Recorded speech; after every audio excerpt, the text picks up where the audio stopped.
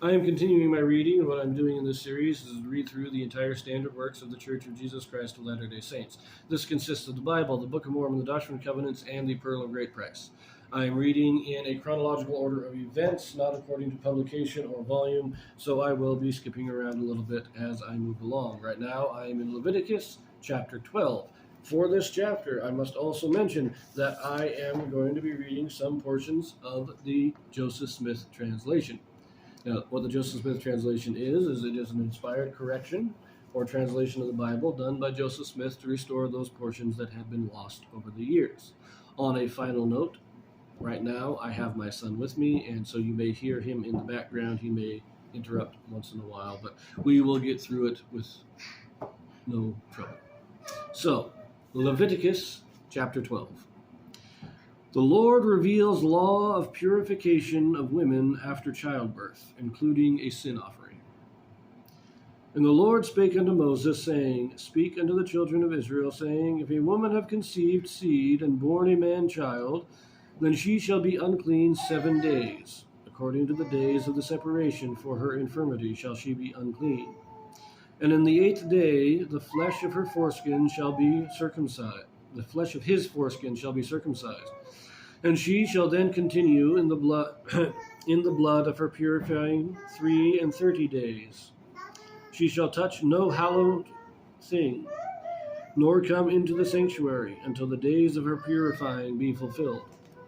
But if she bear a maid child, then she shall be unclean 2 weeks, as in her separation. And she shall continue in the blood of her purifying 66 days. And when the days of her purifying are fulfilled,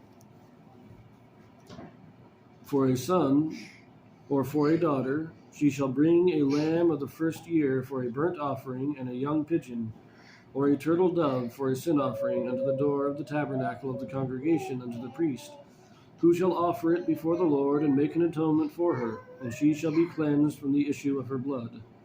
This is the law for her that hath borne a male or a female. And if she be not able to bring a lamb, then she shall bring two turtles or 2 young pigeons, the one for the burnt offering and the other for a sin offering. And the priest shall make an atonement for her, and she shall be clean. Very short chapter, but it's an interesting one. I'm not quite sure what its purpose is exactly, but there are a number of Joseph Smith translations here. So,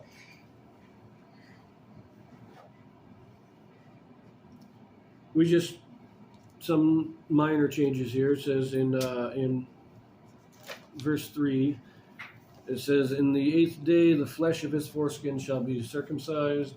Joseph Smith alters this to say, in the 8th day the man-child shall be circumcised. Just a clarification, it doesn't really change the meaning. And let's look at verse 4. It says, And she shall then continue in the blood of her purifying 33 days. But Joseph Smith, that is a very awkward sentence there, quite honestly, and it doesn't really make sense. So we get this Joseph Smith translation here. And she shall then continue in the time of her purifying, which shall be 33 days. So not in the blood, but in the time.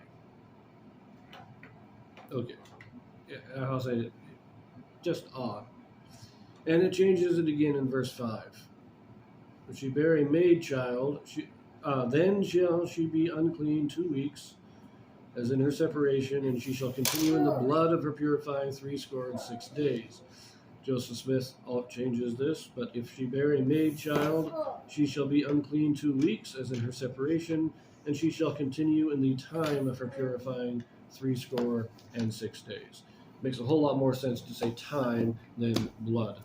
But I do know a couple of things here that if you take the time, so for a male child, 7 days, and then 33 days. Total of 40. It was a female child, 2 weeks, and then 66 days for a total of 80. Now 2 weeks is 14 days. That's twice. 1 week for a man, for a boy, 2 weeks for a woman, for a girl. Total time of purifying, 40 days for a boy, 80 days for a girl. So it's doubled. Now, the only reason I can think of for this, Nathaniel closed the door. Sorry. The only reason I can think of for this difference is because the boy gets circumcised. So, but you'll note in both cases, 40 and 80 are both divisible by 8. 8 days for the circumcision. So again, it reminds me that circumcision is there to remind us, to teach us that children are pure through Christ until the age of 8 years. That is what circumcising the boys at 8 days is a symbolic teaching that children are pure and innocent until they are 8 years old. Because the boy gets circumcised and the girl doesn't, to symbolize this, we extend the time a little bit. But even the sin offering, the sin offering and burnt offering that is offered for the child is not there as some kind of atonement for the sin of having sex, because as long as you're married, there's no sin in having sex. But it is again to symbolize that the child is free from sin until they are 8 years old. So that is, when I read that's what is brought back to my mind. The circumcision and the symbolism of all of that is being redone in that law. Anyways, I will see you in the next one. So, ciao.